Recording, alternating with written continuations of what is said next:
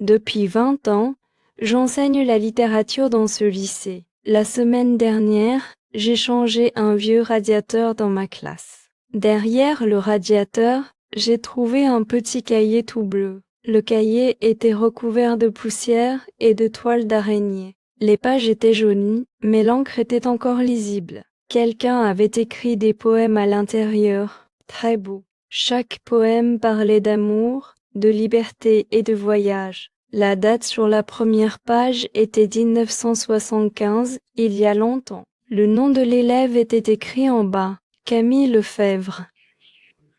Je ne connaissais pas ce nom dans mon lycée. J'ai demandé à la vieille secrétaire du directeur. Camille Lefebvre est devenue une poétesse célèbre. Elle a dit. Elle habite maintenant à Lyon, près du fleuve. J'ai cherché Camille Lefebvre sur Internet le soir même.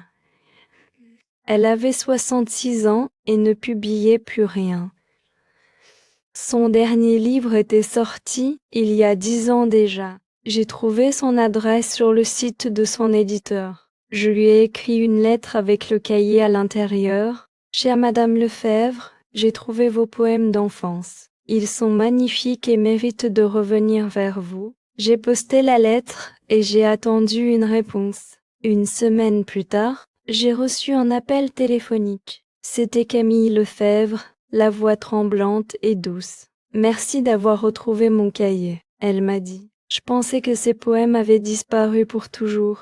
Elle m'a invité à venir la voir à Lyon le week-end. Camille m'attendait devant sa maison avec un grand sourire.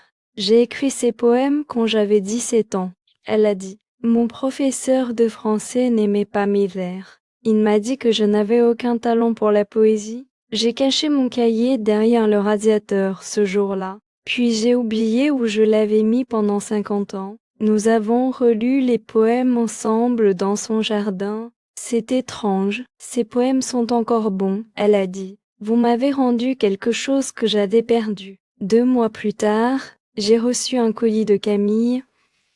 À l'intérieur, il y avait un nouveau livre de poèmes. La première page disait « Pour Nathalie qui m'a retrouvée ».